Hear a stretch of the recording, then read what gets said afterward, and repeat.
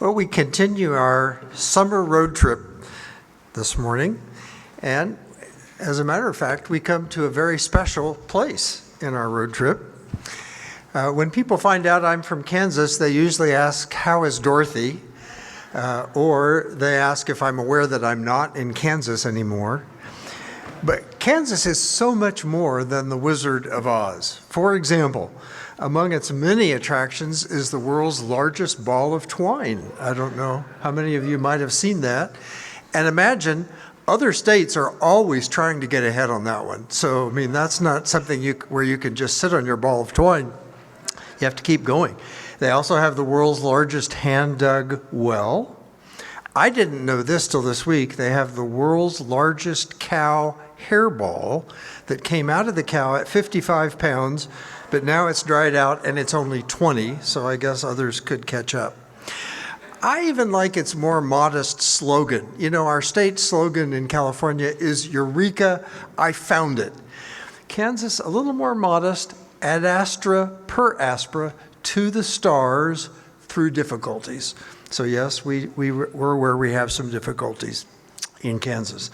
But yes, I suppose it is the Wizard of Oz for which we are best known. You may remember the scene where the tornado lifts the house off the ground and it sets down in the land of the Munchkins, whereupon Dorothy utters her famous statement to her dog, "Toto, I have a feeling we're not in Kansas anymore."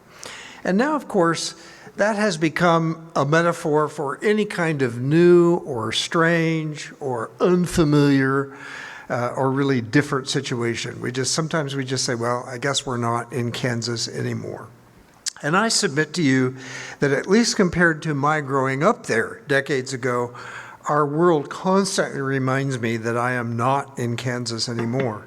The internet bombards us constantly with current tragedies all over the world, including now fake news, made-up stories, doctored pictures. The shopping malls and the office buildings we were busy building in my childhood are now sitting vacant in many cases. Local newspapers and colleges are closing their doors. Heat domes, fires, and floods seem to be everywhere. People get sick and even die from eating iceberg lettuce, of all things. Loneliness and polarization characterize our social and political lives. Financial insecurity seems to be everywhere. I actually think of the words of that great hymn, "Abide with Me," change and decay in all around I see. Henry Francis Lyte wrote those words when he was afflicted with tuberculosis and about to die, but he could have written them about the world in which we live today. I feel like saying, change and decay in all around I see. So as we continue our road trip into this strange 21st century world in which we live, we ask again this morning, how is it that we're supposed to be Christians in this world? What is the roadmap that will help us be God's people and help us navigate our way through this very strange place? And I find no better place to look for the answer to those questions than the Sermon on the Mount and Matthew chapter 5. And I would like you to look with me this morning at Matthew 5, verses 13 to 16, because I think this gives us a guide to how Christians are to make our way through this world of the 21st century. You are the salt of the earth, Jesus says, but if salt loses its saltiness, how can it be made salty again? It is no longer good for anything except to be thrown out and trampled underfoot. You are the light of the world. A town built on a hill cannot be hidden, neither do people light a lamp and put it under a bowl. Instead, they put it on its stand, and it gives light to everyone in the house. In the same way, let your light shine before others, that they may see your good deeds and glorify your Father in heaven. So if a picture is worth 1,000 words, then here's 2,000 words right here. Two pictures of how you and I are supposed to live in the world. A picture of salt and a picture of light. And that's the answer for how we can live in this dark and jumbled up world in which we find ourselves. Jesus says we can be salt and we can be light. So starting with salt, it's a little harder. Whoops, I got ahead of myself. Starting with salt, it's a little hard for us to understand now when fast food restaurants hand out little packets of salt for free all the time. And by actual count, people around the world eat 9 pounds of salt per year.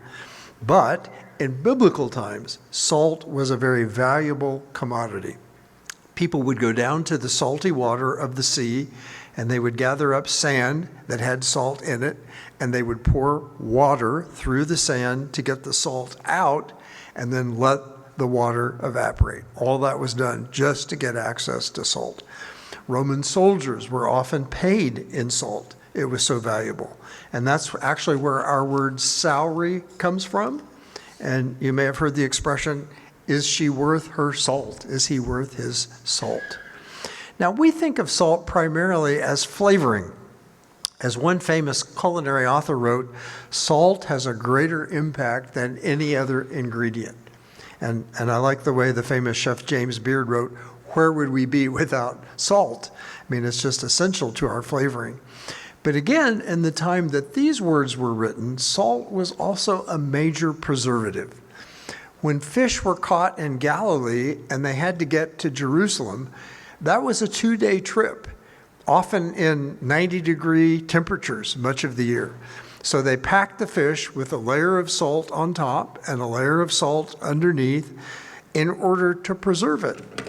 And so if Jesus were speaking today, he might say that we should be refrigerators of the world, because of course that's how we preserve things today. But that's not quite the same, so we'll stick with his statement of we are the salt of the world. But I think clearly what Jesus is saying is that we are supposed to be the preservatives of the world. We are to be the preservatives in our society. Think about it, in conversations at work, and I've certainly been in some of these, I'm sure many of you have. In conversations at work, it can be uncomfortable, but we can be the salt, preserving wholesome talk, stopping unwholesome talk in its tracks. Young Christians might need to take a stand when they are in groups or when they are at parties and things are heading in the wrong direction. They might have to stand up and be the salt to preserve better values.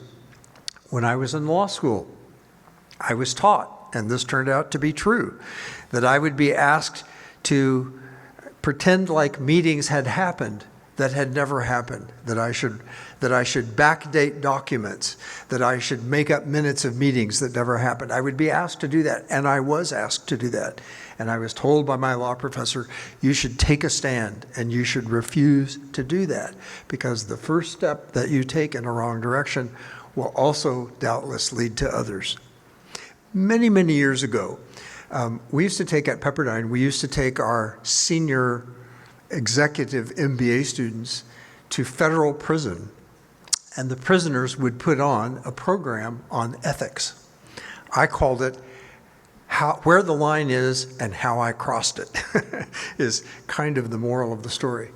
By the way, a little side point, I went there with a group of about 40 other presidents of companies and organizations in Los Angeles.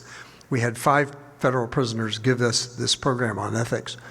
And nobody else in my group knew any of the prisoners, of course. But 2 of the 5 prisoners said, oh, I'm so happy to see my friend David Davenport here. So suddenly I had a rather different image among this group. One had actually been among the adults who helped me with the youth group when I was a youth minister and found himself in federal prison for embezzlement. And another was one of my former law students, which is nothing, obviously, to brag on. But the common theme of all these prisoners that were in this federal prison camp was, I thought I could cross the line just one time. I thought I could sneak over the line and just fix something, and then I could go back to life as usual. And every one of them said, but once I crossed the line, I couldn't get back, because I fixed one thing, but then something else would pop up, and I would have to fix that, and suddenly I was living a life of crime. And so, again, stopping and preserving and maintaining what is right is the preservative. I think by contrast, when society starts to go bad, and frankly, it is going bad, we tend to throw up our hands and say, what can we do? And we want to retreat to our churches where we all share similar values. But Jesus is saying, no, we need to be out there playing defense. We need to be exercising our influence in the world as the salt of the earth. Now, Jesus also warns here about losing our saltiness. And that's an interesting statement because salt doesn't actually go bad, but what happens is it can get mixed up with impurities. And that's a very important lesson to each of us. We can lose our saltiness if our lives become kind of mixed up with impurities. So Jesus says, don't lose your saltiness, because then you're no good. You might as well be thrown out and trampled underfoot. So I think the question we should be asking is not why has the world changed for the worse, or why is the world going bad, which is the question we often ask. The question is, where is the salt? Where are the Christians who should be preserving what is good and what is right? But that's not all. Jesus also says we should be light. You are the light of the world, he says. And that's a theme that's just present throughout the scriptures. And I just list three of them here. John chapter 12 and verse 36. Jesus said we should become sons of the light. In 1 Thessalonians 5 and verse 5, he says, we are children of the light. I like Philippians 2, verses 14 and 15, which encourages believers to shine as lights in this crooked and twisted generation. Isn't that how you sometimes feel about our world? It's a crooked and twisted generation. But Jesus says the answer is that we have to shine as lights in that generation. So if salt is playing the defense, helping preserve and protect what is good in our society, then light is the offense. And light is where we go. Looks like I'm not working, so I might need some help from you guys in the back. Thank you. If salt is the defense, then we also need to go on offense, and we need to shed light wherever we go. This is where, as Peter said in our lesson last week, we must do our good deeds and show the world the way of Jesus. And think about your many, many opportunities to do this during the course of a week. You can shed light in someone's life by just offering a word of encouragement, or by just doing an act of kindness. You're shedding some light in their life. By giving a word of faith so they connect up what you're doing with your faith in Jesus. By giving a gift of love, by carrying it out an act of friendship. I like to think about this: how you treat the clerk at the store is an opportunity to shed light. How you deal with the neighbor across the street, that's a chance to shed light. The kids on your block need some light shed in their lives. The shut-ins who can't get out, you have a chance to shed some light in their lives. The co-worker who is frustrated, you can shed light. These are all opportunities for us to shed light. Jesus says you can't keep your light hidden. Your light has to shine. So the question really is not, why is the room dark? That's the nature of rooms at night, to get dark. The question always is, where is the light? I used to love, I don't like a lot of commercials, but I used to love the old Motel 6 commercials with Tom Bodett. We'll leave a light on for you, he always said. And I ask you, can't you look back on your life and see times when somebody left a light on for you? A difficult time when maybe a spouse or a friend left a light on. Or I can think of teachers who left a light on. I can think of friends who left a light on in my life, and how important and how valuable and how timely that was. So I joined Tom Bodett in saying, to me, that's kind of the theme of the Christian life. And it's what the Christian life is supposed to be like in a dark world. We're leaving our light on for people. And I just think that's a wonderfully encouraging way to think about the offensive side of the Christian life. We're out there leaving a light on for people. So in summary, I think we're asking the wrong questions about the world of the 21st century. We see all the darkness, we see all the decay, change and decay in everything we see, and we ask why. But the question is not why meat goes bad. Think about it. If you leave town for a week and you just leave meat on your counter and you come home, surprise, surprise, the meat will have gone bad. It's not really the meat's fault. That's the nature of meat. So the question is not, why did the meat go bad sitting on the counter for a week? The question is, why wasn't it in the refrigerator? Where was the preservative that's supposed to take care of the meat? Because the nature of meat, if it's not refrigerated, if it's not preserved, is to go bad. And it's the same thing with the world. It's the nature of the world, I'm afraid, to go dark and to go bad. But that's not the real question.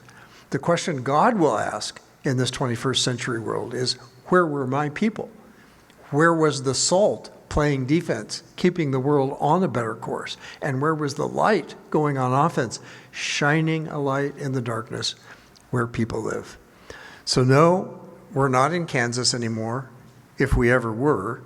And yes, change and decay, and all around I see, as the old hymn Abide With Me says. But the question you should be asking, the question God will be asking, is where is the salt preserving and where is the light shining in people's lives? It may not be that complicated, like a lot of things in life. It may be difficult to stand out in the darkness, and salt isn't sugar or honey. Salt can sting. But the world also longs for light. I think of the blind woman Helen Keller, who said the constant refrain in her heart and in her mind was, light, give me light. Not even so much vision, but give me light. And that's what the world needs. And that's what the world maybe unknowingly is saying, light, give us light.